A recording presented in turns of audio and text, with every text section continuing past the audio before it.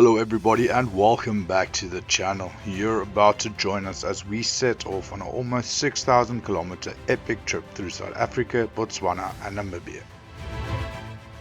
We left a cold, windy Cape Town behind, making our way up to Botswana, stopping over at Kimberley for our first night's sleep. The next day we made our way over the Botswana border and spent our first night in Botswana at Phuduhudu Camp just outside of Lobatse. From there we made our way up to Khama Rhino Sanctuary, where we spent the night and had the privilege of seeing some awesome rhinos in the wild. After that we ventured up further north up to Kubu Island, where we spent 2 incredible nights and had an awesome time exploring the pans. After our stay at Kubu Island we continued heading north and we made our way to Nata Lodge, where we had an amazing night. The next day we were on the road again, making our way up to Kasane, where we stayed at Chobe River Safari Lodge to spend a few magical days in the Chobe. From Kasane it was a short drive to cross the border into Namibia, into the Caprivi, where we'll be spending a few nights. First off at Kwando River Lodge, where we just enjoyed for 2 great nights, before making our way to Ngepi Camp, where we could just sit and chill next to the river. Our last few days in the Caprivi we spent at Kwando River Camp, where we could just relax and unwind and even do a bit of tiger fishing. Pretty soon it was time to point the car's nose back south and make our way back down to Cape Town. Not before we stopped over at Mount Echu, Marienthal and Grocery Camp just over the Orange River. So make yourself comfortable and join us over the next few weeks as we take you along on this epic adventure we had.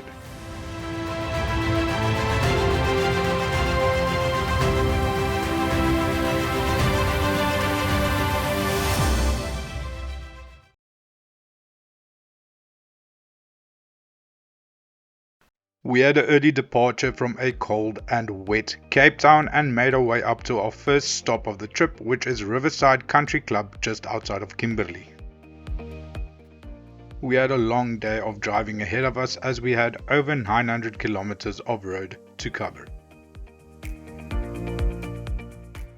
We continued on driving through the morning and witnessed an incredible sunrise as we made our way up the N1.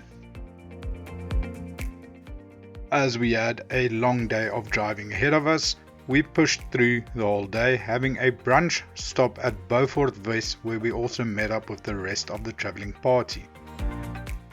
From there we got back on the road, making our way up to Kimberley, and pretty soon we were crossing the Orange River. After a few more kilometers of driving, we reached the turn-off point to our first stop for the trip, which is Riverside Country Club, about 30 kilometers outside of Kimberley. Tonight's camp will just serve as an overnight stop as we make our way up further to Botswana.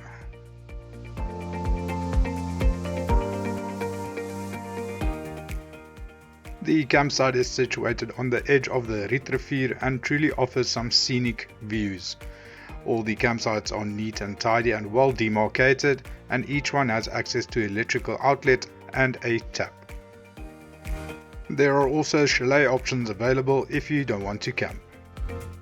After a long day of driving, we got the camp set up and we all settled in next to the fire for some much needed warmth from the chilly night. After relaxing and having a nice braai, we all turned in for an early night as we had another long day ahead of us tomorrow.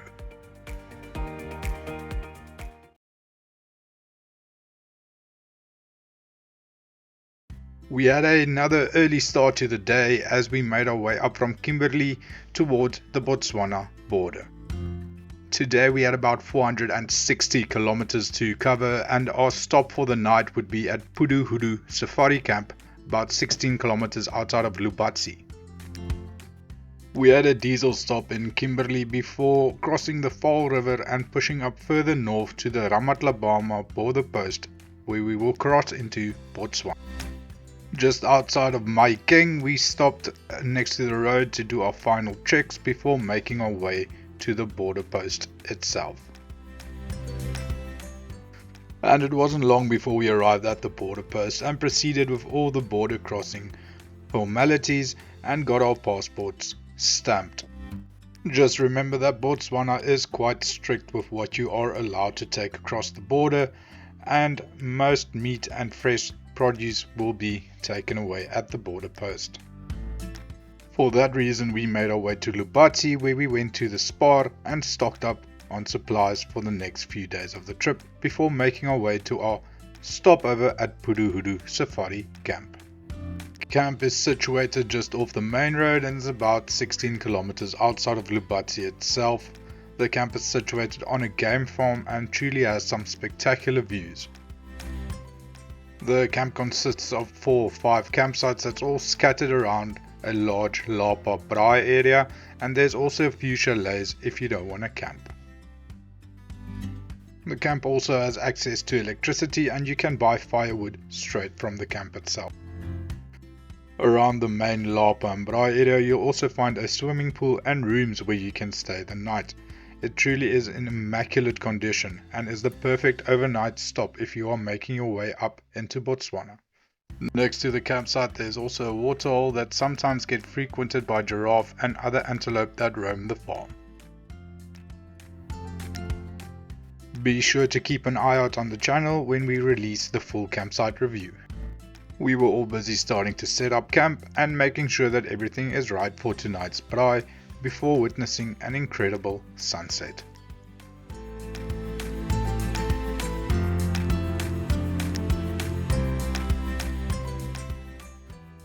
As night fell, we got the fires going and settled in for a nice braai while recollecting some of the day's experiences.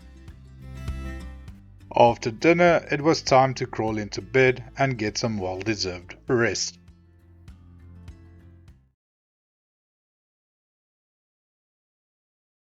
Today is an early start. We off from a camp just outside Lobatse, the Khama Rhino Sanctuary.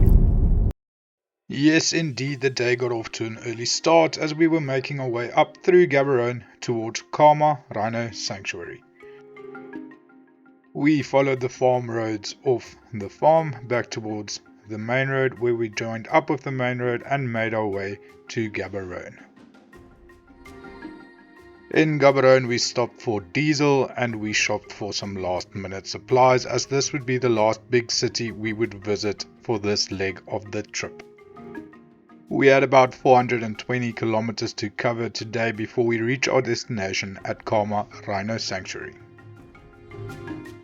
The road towards Khama itself is a tar road, but to drive in the park and to the campsite you will need a 4x4. At the town of Sorowe we had a last diesel stop before making our way to camp.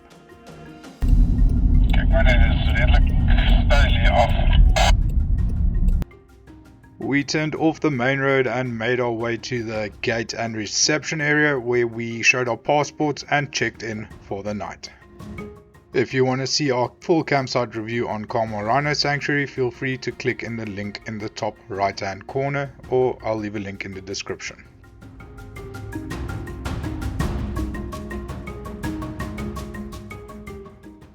After checking in and paying the shop a quick visit, we made our way to the campsites themselves. To get to the campsite you follow a sandy track that can be thick in a few patches.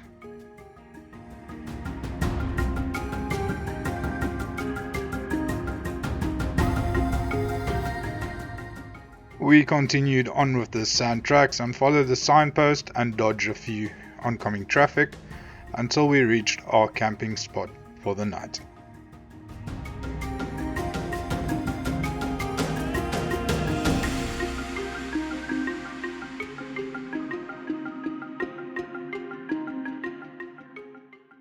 The campsites are nice and spacious, and the big mokongwa trees offers a lot of shade. We could easily fit 4 cars and 3 camping trailers on the campsite that we had, and each one is equipped with a fireplace, a tap and a dustbin. But of course the main attraction is the wildlife and especially the rhinos, so we quickly unhitched the trailers and made our way for a game drive. There are various trails and routes that you can drive throughout the park, and it wasn't long before we saw some amazing wildlife, including rhinos, impalas, eland, warthogs, bontebokke, and much more.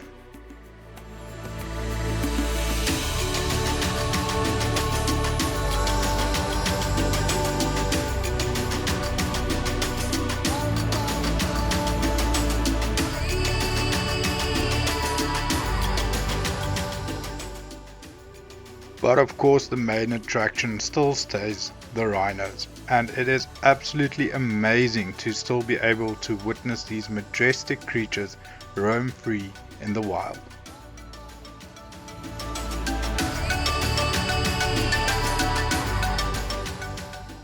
As we made our way back to camp, we were once again treated to a spectacular sunset.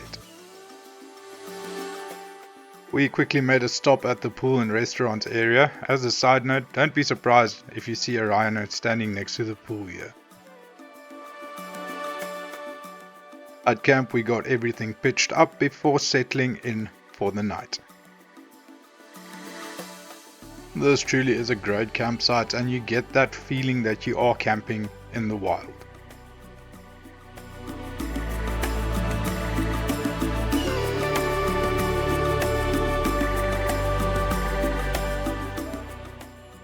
As night fell, it was time to get the fire started and settle in around it and reminisce about the sightings that we saw today.